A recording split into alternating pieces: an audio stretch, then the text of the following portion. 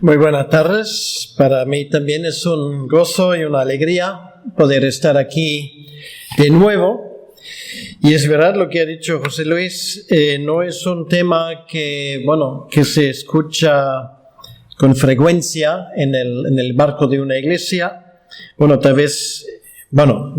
Sino seguramente en un seminario pues se debería tratar el tema. Pero normalmente no se habla mucho de esto en la iglesia. Pero bueno, como teníamos previsto a lo largo de este programa de formación bíblica, no solamente, digamos, de exponer y de hablar de lo que la Biblia contiene, sino también un poco del entorno, pues es un tema que nos toca ahora en este fin de semana. Y solamente lo voy a decir de forma muy breve para luego poder dejar más tiempo para el contenido. Hoy, si Dios lo permite y la técnica funciona, pues vamos a hablar sobre dos cosas. Aquí hay uno, que es el tema de la historia de los rollos de Corán, del Corán iba a decir, de Qumran, que no tiene nada que ver con el Corán. Es por un lado, y otra cosa que también vamos a mencionar hoy, que va a ser el contenido del mensaje del domingo por la tarde, que es la Torre de Babel, ¿vale? Para que nos imaginemos un poco, para que tengamos una idea, la Torre de Babel, ¿qué era realmente? ¿Vale? Esto era como las Torres Gemelas o las Torres de Madrid, o cómo hay que imaginarse eso. Esto toca hoy. Mañana tenemos previsto hablar sobre el tema del Monte del Templo, que es el lugar más emblemático, sin lugar a dudas, de Jerusalén. Y vamos a hablar sobre temas, por ejemplo, una pregunta. ¿Cómo es posible que Jesús dijo, por un lado, de que del templo no iba a quedar una piedra sobre la otra, y luego tenemos por otro lado el muro de las lamentaciones, todo un muro que se dice que viene del templo de Herodes? Entonces, ¿se equivocó Jesucristo? No se equivocó, eso ya para que nadie pase la noche sin dormir. Pero mañana vamos a hablar un poco sobre ese tema y también cómo se entiende esto. Muro de las lamentaciones, la explanada de las mezquitas, como se llama hoy en día, donde estaba el templo, restos arqueológicos que se han encontrado y cómo todo esto se casa con algunos textos bíblicos.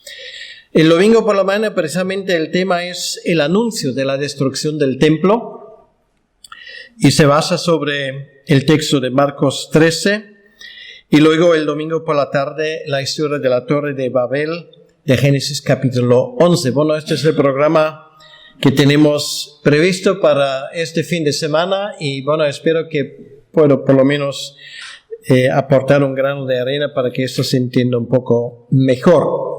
Antes de ver ya diapositivas y algún que otro vídeo vamos a ver, me gustaría leer en primer lugar del Evangelio de Lucas, del capítulo 19. Es la historia de la entrada de Jesús en Jerusalén. Capítulo 19 de Lucas dice: cuando llegaban ya cerca de la bajada del Monte de los Olivos, toda la multitud de los discípulos, gozándose, comenzó a alabar a Dios a grandes voces por todas las maravillas que habían visto, diciendo: bendito el Rey que viene en el nombre del Señor, paz en el cielo y gloria en las alturas. Entonces, algunos de los fariseos de entre la multitud le dijeron: Maestro, reprende a tus discípulos. Él respondiendo les dijo: os digo que si estos callaran, las piedras clamarían. Esto me da el tema. Las piedras también hablan. La piedra no solamente son piedras, y de alguna piedra vamos a hablar en estos 3 días. Las piedras dan testimonio de la veracidad de esos acontecimientos históricos que nos han llevado hace 2000 años a la venida de nuestro querido Señor y Salvador Jesucristo. Esto no ocurrió por ahí, sino en espacio y tiempo, en un lugar concreto, bajo circunstancias concretas. Entonces, empezamos ya con lo de la Torre de Babel, y solamente esto va a ser muy breve, porque luego la mayor parte del tiempo lo vamos a dedicar a lo que vemos aquí, la historia de los rollos de Qumran. Entonces, bueno, espero que la técnica, bueno, ahí tenemos un experto que me ha ayudado mucho, entonces espero que hoy no va a pasar nada raro y que todo se grabe bien y todo se escuche bien. La historia de la Torre de Babel, bueno, sobre esto, si Dios lo permite, lo voy a hablar el domingo, pero conocemos la historia, la tenemos en Génesis capítulo 11, pero ahora, ¿de qué exactamente estamos hablando cuando hablamos de esto? Bueno, como pequeña introducción, sí que me gustaría mostrar un pequeño vídeo para que lo veamos un poco de una forma muy concreta.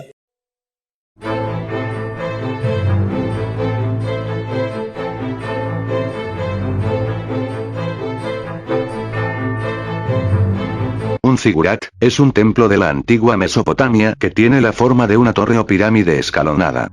El diseño de zigurat va desde una simple base con un templo en lo alto, hasta las maravillas matemáticas y arquitectónicas con varias terrazas rematadas con un templo. La base podía ser de forma rectangular, ovalada o cuadrada.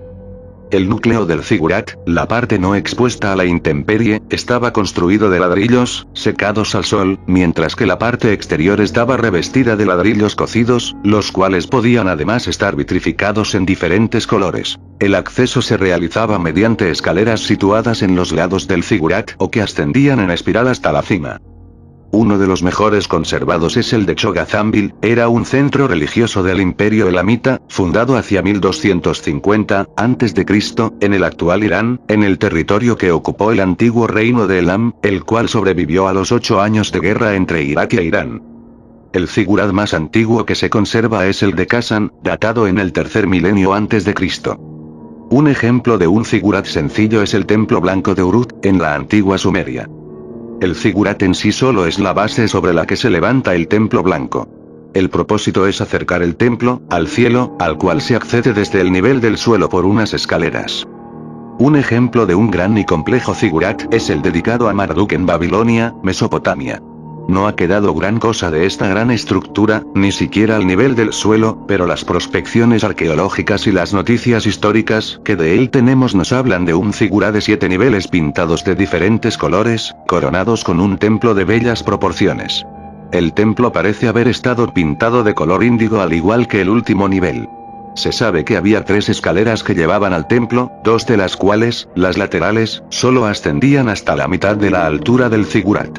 También era donde le rezaban a los dioses de Mesopotamia. Etemenanki, el nombre de la estructura, es una palabra sumeria que significa la fundación del cielo y la tierra. Era el nombre de un zigurat dedicado a Marduk en la ciudad de Babilonia en el siglo VI AC, probablemente construida por Hammurabi. En su base se han encontrado restos de anteriores zigurats y otras estructuras. La última fase de construcción consiste en un revestimiento de 15 metros de ladrillo construido por el rey Nabucodonosor II. Los zigurats fueron un tipo de templo común para sumerios, babilonios y asirios. Los zigurats no eran el lugar en que se realizaban actos públicos o ceremonias, sino que se les consideraba la morada de los dioses. Gracias al zigurat, la gente podía estar cerca de los dioses. Cada ciudad tenía su propio dios o diosa, de la cual era patrón, gobernador, patesio lugal. Solo los sacerdotes tenían acceso al interior del zigurat para atender a las necesidades de los dioses, lo cual hacía de ellos un elemento poderoso de la sociedad. Se ha sugerido que el zigurat era una representación simbólica del primitivo terraplén del cual se creó el universo o como un puente entre el cielo y la tierra. Los sumerios los concibieron como un eje cósmico, un enlace vertical entre el cielo y la tierra, y entre la tierra y el mundo subterráneo, así como un enlace horizontal entre las diferentes tierras. 7 niveles representan los 7 cielos o planos de la existencia, los 7 planetas, los 7 metales, cada uno de ellos asociado a su color correspondiente. En total se conocen 32 zigurats. 4 de ellos están en Irán y el resto principalmente en Irak. El último que se descubrió es el de Sialk, en Irán. La bíblica Torre de Babel puede estar basada en los zigurats de Babilonia. Esto ha sido un resumen muy resumido, pero creo que ahora nos hemos quedado por lo menos con las imágenes, porque bueno, todo es imposible retenerlo, pero nos hemos dado cuenta, en primer lugar, de la palabra zigurat. Es una palabra que viene del idioma que se hablaba allí, y más bien parece una pirámide que otra cosa, ¿vale? Entonces, cuando la Biblia habla de la Torre de Babel o de una torre, pues está hablando de ese tipo de edificaciones. Claro, usan otra palabra, pero en el vídeo pues se dijo que de eso se han descubierto unos 32 y que el más famoso, el más grande, era el de Babilonia. Bueno, él hablaba del siglo VII o VI, pero también mencionó en una frase muy corta de que eso se sobreedificó sobre estructuras más antiguas, ¿vale? Por lo tanto, podemos decir de que en ese lugar, bueno, antes de Nabucodonosor pues construyera ese zigurato, esa torre, pues había otros. Sin lugar a dudas, pues aquel que menciona la Biblia como la Torre de Babel. Entonces, en segundo lugar, nos damos cuenta de otra cosa. La cuestión no es construir una torre como hoy, bueno, se hace en todo el mundo, a ver quién construye lo más alto, sino la idea cuando el texto bíblico, de eso vamos a hablar el domingo, habla de llegar al cielo. No es llegar al cielo en el sentido de, bueno, perderse en las nubes, porque la gente en aquel entonces tampoco era tonta, se daban perfectamente cuenta que no llegarían. Pues el más alto de esos zigurats, pues alcanzaba una altura de unos 100 metros aproximadamente, que está bien por la época, pero en comparación con lo que tenemos hoy día, tampoco es tan impresionante. La idea era otra. La idea era, pues allí en la cúspide, entablar una relación con los dioses, ¿vale? Como ellos lo entendieron. Y esto era la idea. Esto era un propósito, obviamente, de la religión pagana, de llegar al cielo, ¿vale? Esto era la idea. Y una cosa muy curiosa, porque creo que cuando hablé sobre el libro de Génesis nos hemos dado cuenta en su momento que la Biblia nos dice que en el paraíso, en el lugar que Dios tenía previsto para que el hombre estuviera en comunión con él, ese paraíso era un monte. ¿Y por qué lo sabemos? Porque salió un río que se dividió en 4 y de allí, bueno, se expandió sobre la faz de la tierra. Conclusión, los ríos donde nacen, en los montes, no en los valles. Por lo tanto, lo que tenemos ahí, no solamente en Babilonia, era sin lugar a dudas el más famoso, sino lo tenemos repartidos hoy por toda la tierra. Lo tenemos entre los aztecas, los incas, por todo el mundo hay pirámides de ese tipo. ¿Por qué? Era una forma de que el hombre que ya se había rebelado en contra de Dios, ese hombre quería imitar lo que había originalmente en el paraíso, un monte donde encontrar a Dios. Esto era la idea. Y eso es lo que tenemos ahí en esos zigurats. El que lee la Biblia sabe más, ¿vale? Y sabemos y entendemos el porqué y lo que hay detrás de todo esto. Nos damos cuenta que solamente de ese tipo que había en Babilonia, pues hay unos 32 que se han descubierto y no son ni muchísimo menos todo lo que hay, pero es lo que tenemos a día de hoy. Bueno, eso ha sido de forma muy rápida, pues un tema que el domingo, como es exposición de la palabra, pues no quiero mostrar imágenes, pero eso ya nos queda un poco como una información de fondo, y cuando el domingo vamos a mirar juntamente el capítulo 11 del libro de Génesis, pues ya tenemos alguna información y va a encajar mucho mejor. Que, bueno, mi esposa me lo ha dejado como una concesión. Normalmente no me deja cosas que pueden romperse porque sabe que voy a romperlo. Y esto se rompe fácilmente, así que ya pueden orar por mí. Pues esto es una vasija, no es una original, por supuesto, es una imitación que lo compramos precisamente en el lugar en Qumran, del cual vamos a hablar ahora. Pues las vasijas originales pues eran más altos, pues algo así. Y esta es una de las historias pues más interesantes que se puede contar en cuanto a este libro que tenemos en nuestras manos. Y de esto me gustaría hablar. Esto es simplemente un contenedor que en su momento se usaba para guardar, todo tipo de cosas. En esto puedes guardar olivos, en eso puedes guardar cereales, pero en esto también puedes guardar libros, ¿vale? Y los libros de aquel entonces no eran libros como los tenemos hoy en día, como este, por ejemplo. Sino los libros en aquel entonces eran rollos. Y para que veamos, pues me gustaría leer algunos versículos del profeta Jeremías. Es la historia que todos conocemos del capítulo 36, donde Dios le da un mensaje a Jeremías y dice lo siguiente, Jeremías capítulo 36. Aconteció que en el 4º año de Joaquim, hijo de Josías, rey de Judá, que vino esta palabra de Yahvé a Jeremías, diciendo: toma un rollo de libro.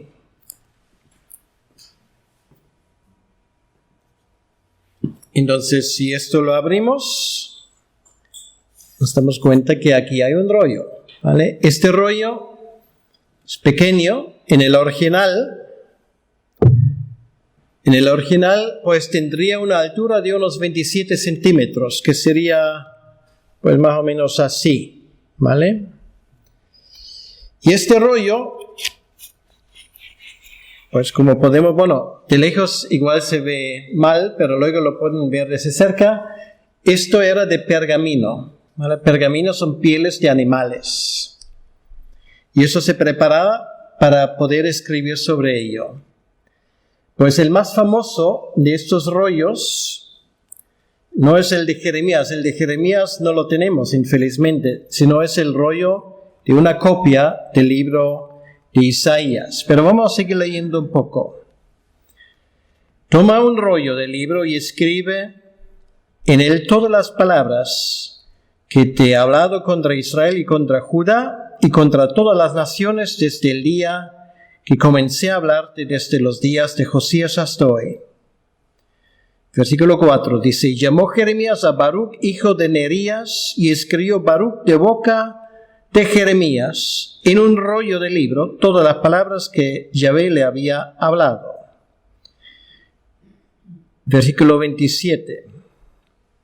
Y vino palabra de Yahvé a Jeremías después que el rey quemó el rollo, las palabras que Baruch había escrito de boca de Jeremías, diciendo: vuelve a tomar otro rollo y escribe en él todas las palabras primeras que estaban en el primer rollo que quemó Joaquim, rey de Judá. Y así se hizo. Pues este rollo, este famoso de Qumran, es una copia no del libro de Jeremías, sino del libro de Isaías, pero uso esto simplemente para que tengamos una idea cómo se escribió en aquel entonces.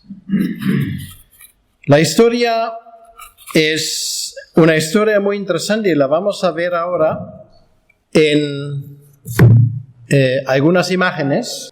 Son los famosos manuscritos del Mar Muerto. Bueno, el Mar Muerto, si alguien quiere ubicarlo en cuanto a su lugar geográfico, si tiene una Biblia, pues ahí atrás hay hay dos lagos en Israel. El de arriba, más pequeño, es el Mar de Galilea, que es de agua dulce, y en el sur hay uno más alargado, que es el Mar Muerto.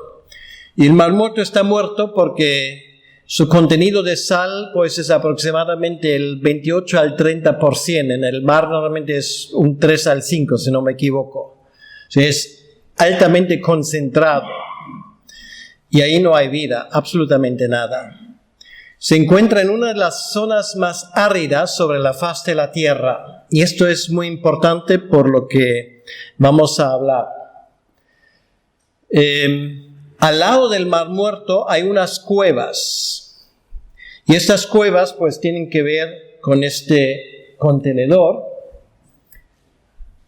Son rocas calizas. Realmente, si lo ves a primera vista, realmente no invitan precisamente para dar un paseo. Aquí vemos a la derecha, estas son las montañas. Bueno, aquí en este lado, o sea, aquí estaría el Mar Muerto. Y pues estas rocas, pues ahora tienen una altura de 200, 300 metros, tampoco es tan tremendo, pero la última vez que yo estuve ahí fue en agosto. Yo no sé en qué momento se hizo la foto. Había 52 grados a la sombra, ¿vale? 52 grados, que no es poca cosa. Quiere decir que no te da la gana de pasear allí. Y los pobres turistas que llevan allí, pues no aguantan normalmente ni media hora y luego piden agua a gritos.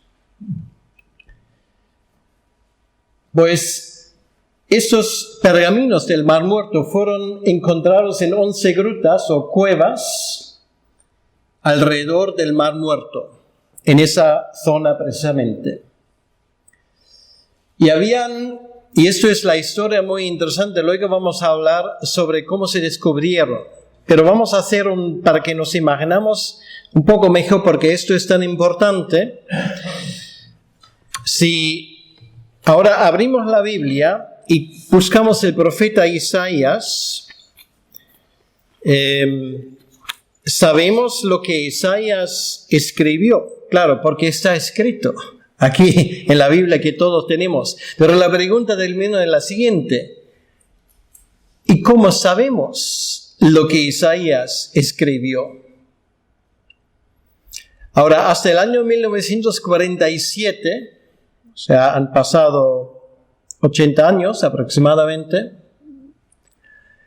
pues hasta ese año, el manuscrito más antiguo que tuvimos en nuestras manos, o sea, tangible, del profeta Isaías, vino del siglo X, o sea, del año 1000 y pico, después de Cristo. Después de Cristo, y ahora llegamos hacia atrás cuando vino Jesucristo, y luego vamos otros 700 años atrás. Quiere decir que la diferencia entre Isaías y el manuscrito más antiguo eran, ¿cuánto? 1700 años, ¿vale? Entonces, claro, en aquel entonces, pues abundaban personas que dijeron, bueno, es que la Biblia seguramente la han cambiado 1000 veces, porque 1700 años de distancia, esto es mucho. Pues corrió el año 1947 y ahora hay que ponerse un poco en ese lugar. Para aquellos que se interesan un poco por la historia del Medio Oriente, estamos hablando de estamos a un año de la independencia del Estado de Israel. En el año 1947, toda esa zona todavía es mandato británico, ¿vale? Todo lo que hoy es Israel, los territorios palestinos, Jordania, que en aquel entonces, ya se llamaba Transjordania, pues todo esto fue gobernado por los ingleses. Y esto es muy importante, porque si esto hubiese pasado un año más tarde, posiblemente la historia hubiese ido de forma distinta. Podemos hablar de providencia divina. Así que, pues esto es el famoso Códice de Cairo, que está en el Museo Británico en Londres, y podemos ver que, está escrito en hebreo, obviamente, es una copia del siglo IX y X después de Cristo, ¿vale? Lo que acaba de mencionar. Luego tenemos el famoso papiro Nash, que es el texto hebreo del siglo II. Después de Cristo tiene una escritura que aún no puntualiza las vocales, pero el problema es que esto es una parte del Antiguo Testamento, pero un trozo solamente, ¿vale? Un trocito. Ahora, volvemos a la historia. Hoy les voy a pedir mucho, ¿vale? Acabo de hablar de la independencia de Israel. Ahora vamos 2000 años hacia atrás, 1900 para ser exacto. Corre el año 68 y es el momento cuando los israelitas se sublevan contra los romanos. Era un momento de debilidad en Roma. Bueno, no vamos a entrar mucho en esto. Y los judíos estaban hartos ya de vivir bajo el yugo de Roma. Y se aprovechaban por un momento de debilidad en la organización del Estado. Eran los tiempos de Nerón, ¿vale? Nerón muere en el año 68, estamos hablando aquí del año 68, precisamente muere Nerón. Roma está envuelto casi en un tipo de guerra civil. Y obviamente cuando ocurre esto, claro, el reino hasta cierto punto tambalea. Los judíos la aprovechan y se sublevan en armas contra los romanos. Y al inicio todo parecía que iba viento en popa. O sea, los romanos se daban cuenta que contra la furia de los judíos poco podían hacer. Y estamos hablando, ojo, de la misma época cuando en Roma mueren Pablo y Pedro, ¿vale? Es esa época. En Israel todo el mundo se subleva contra Roma.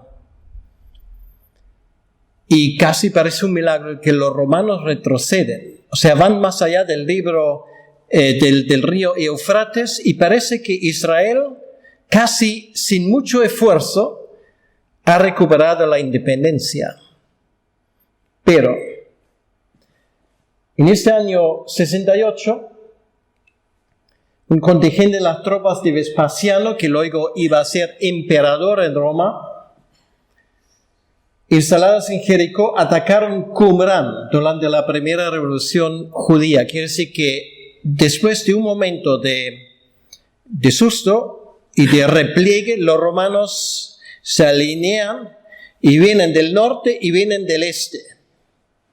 Y claro, ya la cosa estaba clara. Estos no se iban a rendir y los judíos no tenían medios para defenderse. Que esa rebelión de la cual habla Josefo, pues al final iba a terminar en un baño de sangre, y así fue. Pues vienen del norte y vienen del este, y los que vivieron en Jerusalén y los que vivieron en los alrededores sabían que les quedaba muy poco tiempo. Bueno, los cristianos lo sabían todavía mucho mejor porque había una profecía de parte de Jesucristo. Y cuando veis estas cosas, salid pitando de la ciudad. Bueno, no lo dijo así, pero esto era la idea. Entonces, ¿qué ocurre? Ante las tropas romanas que se acercan desde Galilea y desde el este, desde lo que hoy sería Jordania, pues ellos ponen a salvo todo lo que puedan. En ese lado, un poco más abajo de Qumran está hoy en coche, vas de Jerusalén, vas a Qumran en menos de una hora. Hay toda autopista, pero en aquel entonces era un poco más complicado. De Jerusalén bajaron tesoros a Qumran. En Qumran mismo había una comunidad, la famosa comunidad de los esenios, de los cuales vamos a hablar en un momento. Bueno, esto era una zona donde se pensaba, bueno, está un poco fuera del alcance. Había las cuevas y pusieron allí todo tipo de tesoros, monedas y también copias del Antiguo Testamento a salvo. Copias que vienen aproximadamente del año 300 antes de Cristo, ¿vale? Son copias que ellos habían hecho en su momento y lo habían transmitido de generación en generación. Y esas copias, una de ellas, pues entra en una vasija y se las esconde en la más famosa de las cuevas, que iba a ser la cueva 1, la cueva número 1. Pues aquí podemos ver los sacerdotes esenios. Los esenios eran grupos como los saduceos y los fariseos, solamente que en el Nuevo Testamento no se les menciona, ¿vale? Lo cual no quiere decir que no habían existido, ¿no? Simplemente que no iba al cuento mencionarlos, pero estaban allí. ¿Quiénes eran los esenios? Bueno, la palabra esenios viene de isi, del hebreo, y son entendidos en las escrituras, sabios. Algunos dicen, y esto hay que decirlo con cierta cautela, que la tradición de los esenios va hacia atrás hasta la construcción del templo de Salomón. Bueno, simplemente quiero mencionarlo. Bueno, aquí vemos una de estas cuevas. Aquí. Pues finalmente llegan los romanos y el resto es historia. En agosto del año 70, la ratonera que ya hace meses se había cerrado, finalmente se convierte en una auténtica trampa. Dice Josefo, el historiador, que en Jerusalén aquel entonces había aproximadamente 1 millón de judíos. Y prácticamente todos pasaron por la espada. Hasta tal punto que Josefo nos describe como en las calles de Jerusalén corre la sangre como un río. O sea, esto es algo que no podemos imaginarlo. Y el templo, o sea, las peores pesadillas se cumplieron. El templo fue reducido a cenizas por las tropas ya no de Vespasiano, porque Vespasiano se había convertido en emperador de Roma, pero estaba su hijo, Tito. Y Tito se encarga no solamente de destruir el templo, sino también de saquearlo. No sé cuántos han estado en Roma. En Roma existe el famoso Arco de Tito, hasta el día de hoy, ¿vale? En ese Arco de Tito vemos los victoriosos romanos y judíos ya esclavizados, y lo que vemos aquí es la última vez que se representa la menorá del templo en algún monumento que está tocable hoy en día. Es en el Arco de Tito en Roma, ¿vale? Luego el rastro de esa menorá se pierde, no sabemos dónde está. La palabra esenio, isi en hebreo, significa piadoso. La orden esenia habría sido instituida por propio Moisés, eso lo dicen ellos, ¿vale? O sea, yo no digo que esto haya sido así, pero ellos mismos lo han dicho. Y los esenios habrían estado asociados con los arquitectos que construyeron el templo de Salomón. Esto hay que comérselo con un poco de tranquilidad, porque en Oriente la gente pues tiene la tendencia de exagerar un poco. Por lo tanto, no estoy del todo convencido, pero bueno. Ahora, Qumrán se encuentra al extremo norte del Mar Muerto, lo que ya hemos dicho, a 2 kilómetros de su costa. Va hacia el interior, 13 kilómetros al sur de Jericó, o sea, en la parte norte. Su nombre quizás sea una deformación del árabe Qumrán, Gomorra, aunque sabemos que Gomorra estaba al sur, ¿no? Pero, en fin, pues algunos piensan que de ahí viene el nombre. Plinio el Viejo, en su libro Historia Natural, afirma que los esenios tenían un centro en la costa occidental del Mar Muerto al norte de Engedi, o Engedi, es una oasis, y efectivamente allí está el actual Qumrán. O sea, en este caso el testimonio de Plinio y los hallazgos arqueológicos coinciden. Sobre esos acantilados, el litoral es dominado por farallones calcáreos. Esta larga y abrupta pared rocosa se encuentra rodeada por cuevas naturales difícilmente accesibles. O sea, esto no solamente es difícil el acceso, sino además es peligroso, ¿vale? Porque esto se desprende con facilidad. O sea, el que entra allí, o sea, te juega la vida si no tienes cuidado. Pues esto es una de las cuevas, y en esas cuevas los esenios intentaban poner a salvo, no solamente los esenios, sino también gente que vino del templo de Jerusalén a traer lo que podían, porque no era fácil. Claro, uno se pregunta, ¿y cómo sacaron las cosas del templo? Si los romanos están alrededor. Hay varias posibilidades. Con dinero casi todo se compra. Esto es una posibilidad. La otra posibilidad es que había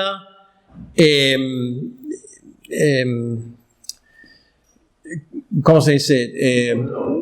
Subterráneamente había túneles, exactamente es la palabra. Había túneles para poder sacar cosas de la ciudad. Bueno, lo sabemos desde los tiempos de Ezequías y anteriormente de David. David entró en Jerusalén subterráneamente. Entonces esto no es difícil de encontrar.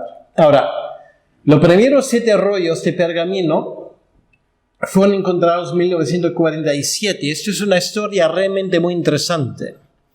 Esa zona, o sea, ya estamos hablando, o sea, estamos entre la destrucción de Jerusalén y luego el año 1947, han pasado 1900 años, y en aquel, creo que fue el mes de abril, un beduino, y los beduinos siguen ahí en la zona hasta el día de hoy.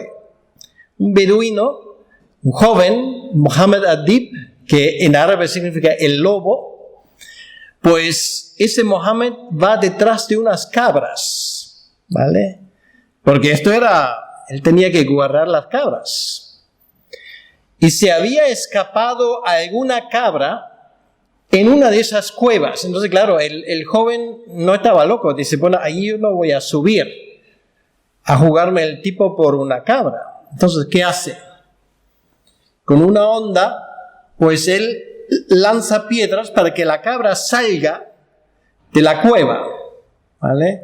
Entonces, si tú, con mucho ímpetu, pues le das una piedra y entra ahí, pues normalmente cuando choca contra la pared hace clic, clic, clic, y de repente hace plom, ¿vale? Un sonido raro. Dice, bueno, aquí se ha quebrado algo. Entonces, bueno, él pensaba, bueno, tal vez en esa cueva hay un tesoro. Claro, él pensaba en monedas, en diamantes, en virtud a saber qué. Y bueno, arriesgando su vida, él entra en una cueva y que lo que encuentra es uno de esos cántaros que le había dado de pleno. Casi había explotado. Y en su interior, claro, el Mohammed quedaba muy desilusionado. Había, algo que parecía suelas de zapato. Un pergamino, realmente. Y dice, ya que estoy aquí me lo llevo. ¿Y qué haces con...? Claro, él pensaba que esto era un tipo de cuero, puedes usarlo para poner un remedio a los zapatos que se habían roto, a las sandalias. O sea, solamente pensándolo, pues te echas a temblar. Claro, él lo lleva a Jerusalén y busca un zapatero y dice, mira, yo he encontrado esto, me das, le daba 4 perras y se fue.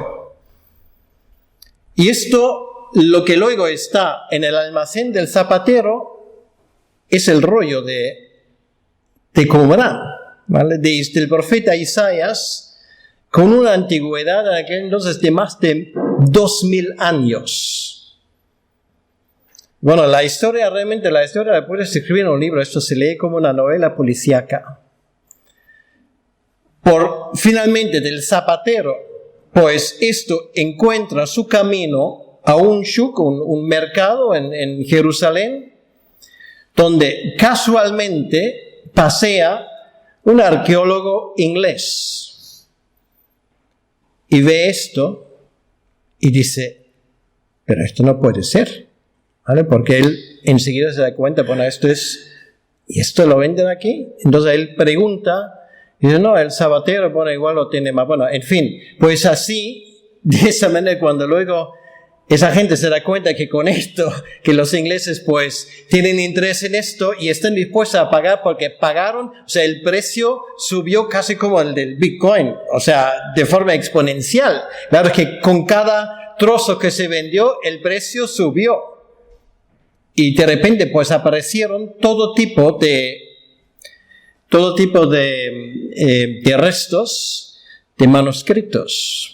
Algunas falsificaciones, por supuesto, pero la mayoría auténticos. Estamos hablando del año 1948. El Estado de Israel ya ha declarado la independencia. Estamos en medio de una guerra, ¿vale? Finalmente, la zona de Qumran es una zona que al final pues se va a quedar en manos de Israel. Y la zona sur pues se va a quedar en manos de Jordania. No, fue al revés. Esa zona era zona de Jordania y la zona sur pues perteneció a Israel. Se encontraban más cosas. Bueno, aquí tenemos un poco la historia que acaba de mencionar, el pergamino que después lo que se recuperó fue conocido como el pergamino o el manuscrito de Isaías. Se lo ofrecieron a un comerciante musulmán de Belén que no le dio mayor importancia. El padre de Roland de Vaux y Lanchester Harding del Departamento de Antigüedades de Jordania, el Museo Arqueológico de Palestina y la Escuela Bíblica de Jerusalén exploraron después la cueva y varias aledañas, reportando el hallazgo de 900 manuscritos, casi todos de piel, o sea, de pergaminos, muchos trozos de tejidos que estaban envueltos y fragmentos de cerca 50 cántaros. Luego estos rollos fueron vendidos, troceados para aumentar su precio, o sea, lo cortaban, porque claro, dice que, hombre, si tengo un trozo, lo corto en 3 y saco 3 veces más, ¿no? Entonces, bueno, es que les interesaba el dinero, no daba ninguna importancia al contenido. 4 de los anticuarios de Belén, 4 de los manuscritos fueron vendidos por una pequeña cantidad al arquimandrita del monasterio del Cirio Ortodoxo, etcétera, etcétera. Bueno, es que hay una serie. O sea, esto luego se reparte por toda la zona, ¿vale? O sea, esto ya no buscan petróleo ni las cabras, porque esto ya era una mina de oro. O sea, ya todo el mundo estaba buscando. Entonces ya, como el Estado de Israel, en la parte que dominaban, ya tenían, digamos, la autoridad, entonces ellos pararon ahí a todo, entonces hicieron una búsqueda sistemática de todas las cuevas. La parte jordana también lo hicieron, y ahí, bueno, luego vamos a hablar de un hallazgo que es bastante curioso. Los 3 siguientes fueron comprados por el profesor judío Eliezer Shukenik, arqueólogo de la Universidad Hebrea de Jerusalén, en 1954, o sea, ya un par de años después de su descubrimiento, junto con 2 vasijas de cerámica que los guardaban. Entonces, bueno, podéis ver aquí esto y esto lo que tengo aquí, bueno, parece, no está mal, ¿no? La copia. Bueno, si alguien quiere comprarlo, a mí me costaron 99 shekel, a ver quién da más. Bueno, mi mujer me va a matar, sí. No se vende. Podemos estudiar esos pergaminos aun cuando están cuidadosamente protegidos. Bueno, hay que decir una cosa. Tú dices, vale, ahora tenemos el rollo, ¿vale? Se ha cosido y ahora ese rollo tiene unos 7 metros 29 de largo y una altura de aproximadamente 27 a 29 centímetros. Esto viene en, creo que son 52 márgenes, columnas, y es una copia completa del profeta Isaías. Ahora, eso está expuesto, luego lo veremos en el museo que han puesto solamente para estos hallazgos. Está en Jerusalén, Se dice el santuario del libro. Luego lo veremos y nos damos cuenta que el techo es una réplica de la tapa de una vasija de esos. Tenía la inmensa suerte, creo que fue en el año 2007, porque era precisamente, que ahora soy muy malo en contarlo, creo que era el 50 aniversario del hallazgo, porque normalmente el original está a 8 metros debajo de la tierra en una habitación que está a prueba de bomba atómica, porque se considera este manuscrito del Mar Muerto como el tesoro más preciado del Estado de Israel. O sea, si alguien lo roba, esa sería razón de guerra. Entonces lo tienen ahí. Incluso si me contaron si una bomba atómica explotase muy cerca, pues esto lo sobrevive. Lo tienen bastante bien cuidadito. Lo que normalmente muestran al turista es una copia exacta, ¿vale? Pero una copia. Pues en aquel entonces, durante unas semanas pusieron la original. Y fue una de las coincidencias agradables que uno agradece al Señor. O sea, tener este tesoro, claro, detrás de vidrio así de gordo, y dándote cuenta que esto tiene una edad de aproximadamente 2.300 años, y alguien que sabe hebreo, cualquier israelita, lo puede leer perfectamente, es impresionante. Y además te das cuenta de una cosa, y lo digo de una forma muy sencilla. Cuando comparas el manuscrito más antiguo que había hasta el año 1947 con esta copia que se han descubierto en el 47, que viene de una época aproximadamente 200, 300 antes de Cristo, te das cuenta que el texto bíblico no se ha alterado. Bueno, voy a ser más exacto. Hay pequeñas alteraciones, pero son estilísticas. No tienen nada que ver con el texto como tal. El texto está intacto y no se ha cambiado. No se ha cambiado desde el siglo X después de Cristo, en una época de unos 1.300 años. El texto sigue igual. Con lo cual vamos a simplemente hacer una simple deducción. Si en 1.300 años el texto se ha transmitido de una forma auténtica, de los 300 o 400 años, vamos a decir, que son de las copias de Qumran hasta el original de Isaías, las probabilidades son altísimas que tampoco se ha cambiado, ¿vale? O sea, esto es uno de los hallazgos, sin lugar a duda, más importantes, que habla de la autenticidad del texto, no solamente de Isaías, sino de todo el Antiguo Testamento, porque esto va por deducción. Ahora, lo que vemos aquí, claro, tú dices, bueno, encuentran el rollo y lo abren alegremente y bueno, empiezan a leerlo y todo esto.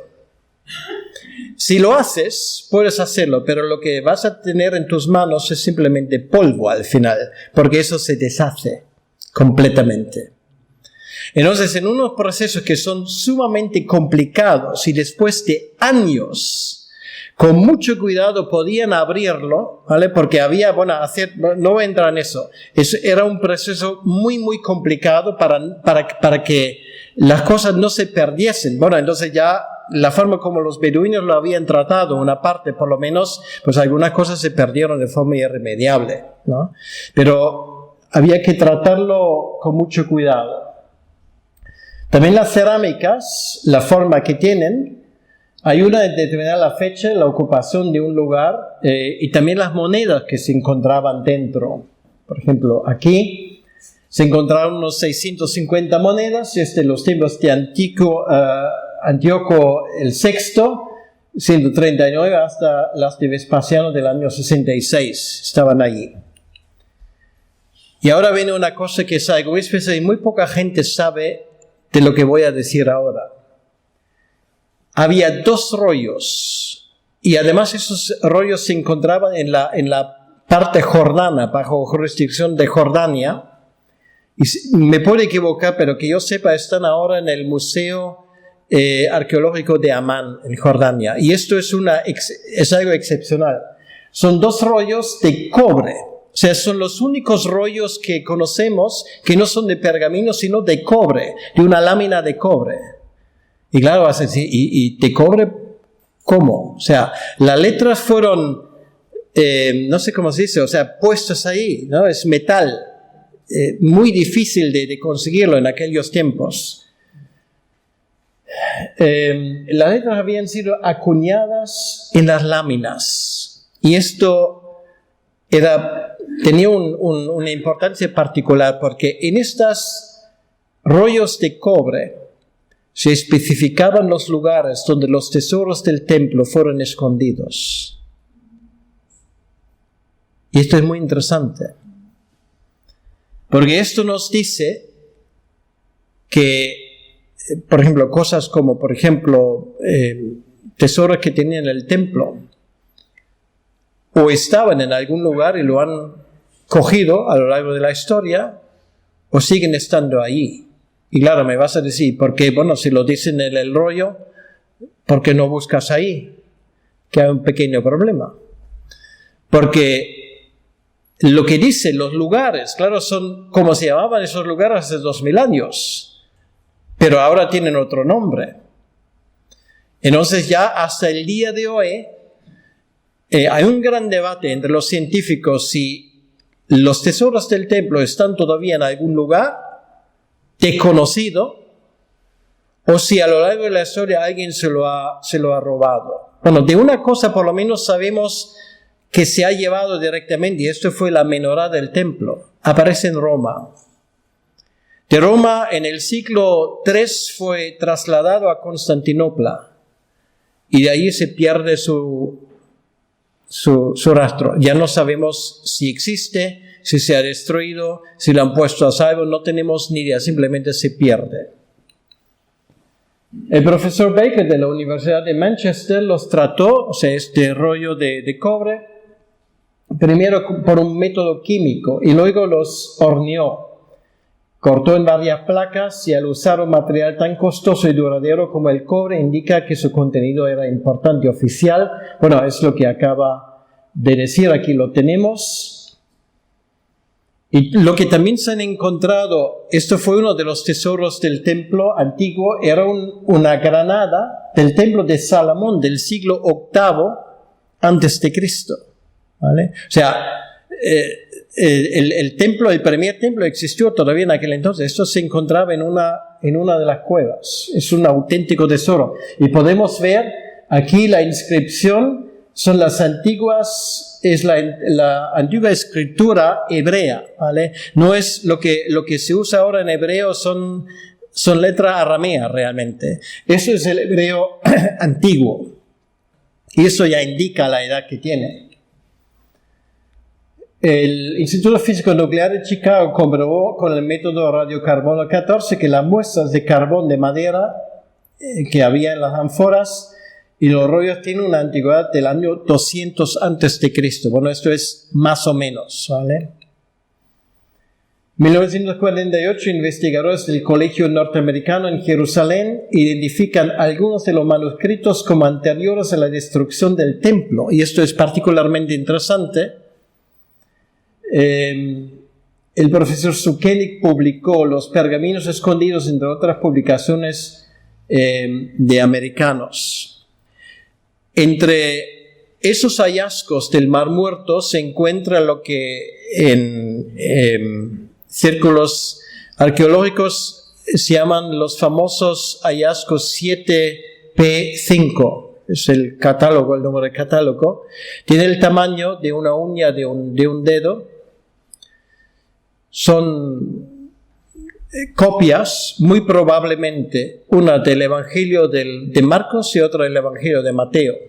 Muy curioso porque había dos expertos en el tema, que yo sepa, ambos se han muerto. Uno era un alemán, Carsten Peter Tiede, que murió hace, no sé, 10 años. El otro era un catalán, un católico, padre O'Callaghan.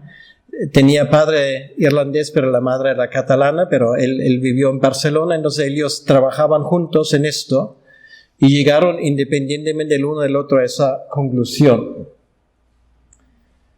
Bueno, hay muchas cosas que se encontraban allí. Bueno, lo que vemos aquí, hay páginas como esta muy dañadas, algunas.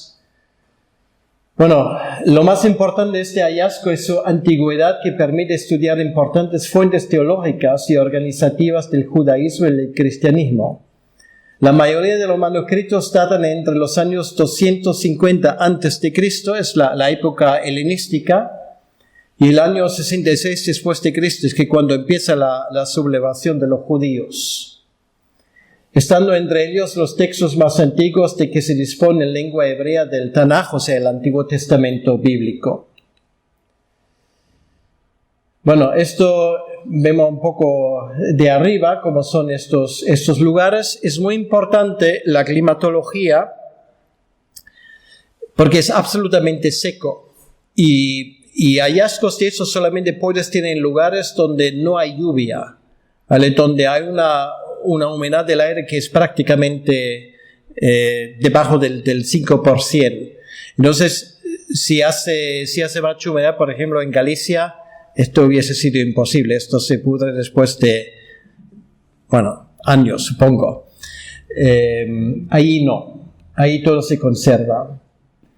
Las ruinas de Qumrán se encuentran a 1 kilómetro de las cuevas en una estrecha franja costera sobre una árida meseta margosa, con eso ya lo hemos visto. Y estas son las ruinas de arriba. Bueno, esto lo vamos a hacer un poco más rápido, porque esto era como una comunidad, ellos vivieron en comunidad, los esenios, y son ellos, lo que se han encontrado es por parte cosas que se han llevado del templo, o de Jerusalén, y por parte de su propia biblioteca o sus propias cosas. Bueno, aquí, por cierto, vemos el Mar Muerto ahí atrás. Bueno, estos son objetos que son propios de la comunidad de los esenios. Aquí otra vez, una de esas vasijas típicas. Y esto ahora, para aquellos que no les importa sufrir un poco de calor, pues ahora lo han puesto en bandeja para los turistas, es fácil llegar ahí, pero no te olvides tu botella de agua. Bien, bueno, mucha piedra. Y un poco más al norte, al sur se encuentra la fuente de Ain Feshka. Son aguas sulfurosas, parece que de allí cogieron el agua para Qumrán. Y esto es a lo que iba, esto es el santuario del libro, el Shrine of the Book. Está en la parte nueva de Jerusalén y ahí está el tesoro más preciado, que es el rollo de Isaías, ahí está expuesto.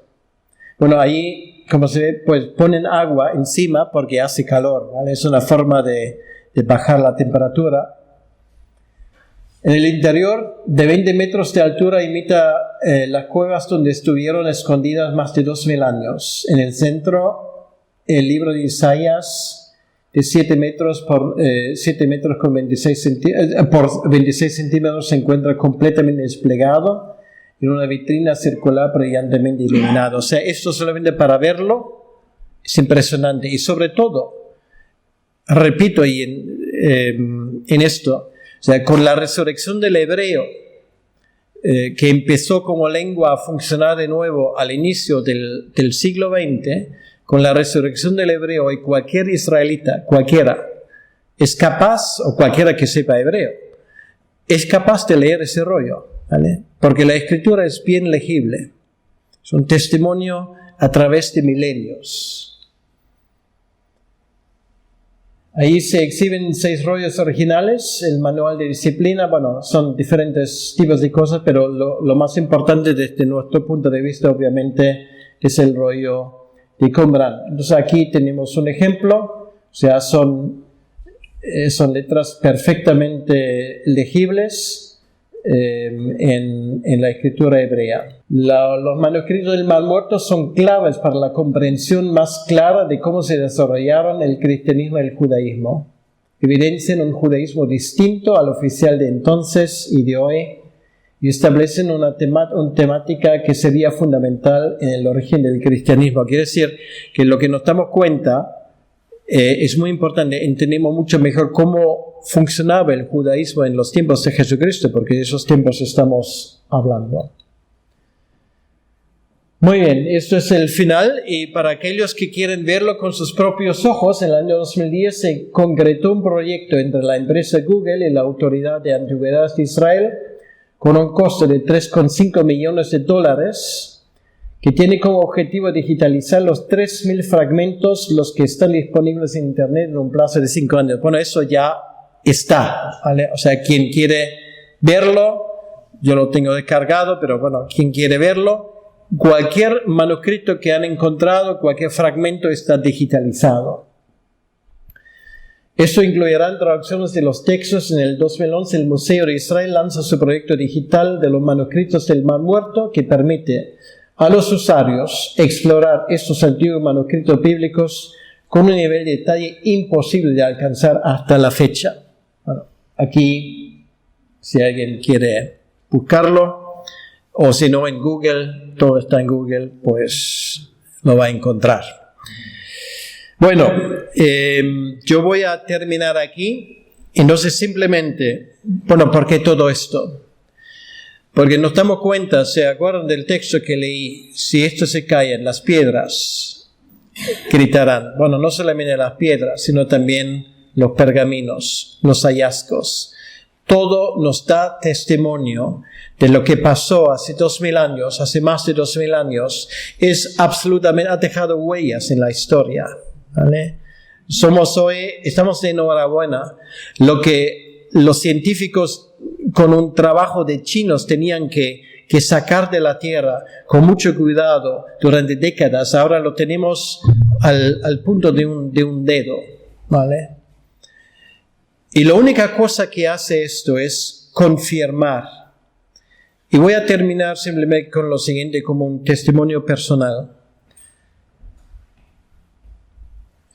El momento más tocante para mí fue cuando llegué al punto donde está Isaías 53, perfectamente legible en este museo, donde cualquier judío, cualquier persona que hable y pueda leer hebreo, puede leer lo que dice ahí sobre el Mesías, que dio su vida no solamente por nosotros, sino también por los suyos, que hasta el día de hoy están esperando equivocadamente la llegada del Mesías. Ahí está como testimonio perpetuo a través de los tiempos que el Mesías ha llegado. Y esto para mí, yo jamás voy a olvidar ese momento, cuando podía ver con mis propios ojos este pasaje en este rollo, como testimonio que atraviesa los siglos. Vamos a orar un momento. Señor nuestro Dios, te damos las gracias en esta noche, en esta tarde, por las cosas que hemos podido ver. Te damos las gracias, Señor, que tú has dejado muestras suficientes que indican en una dirección.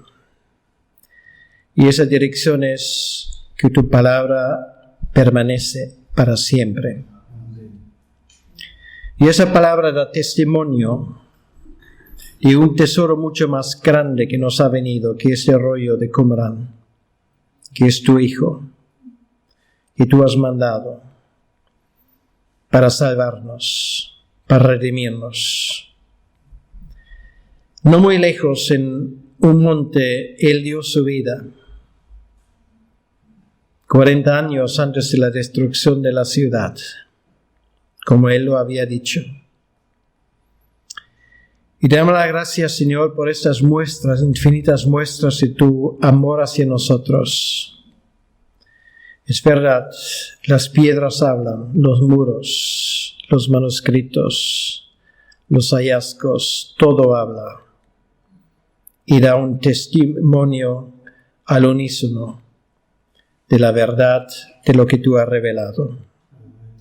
Te pedimos, Señor, que tú nos cuides esta noche y que mañana nos ayudes a entender lo que tiene todo eso también que ver con el lugar más sagrado que tiene esa ciudad, el monte del templo. En tu nombre, Señor. Amén.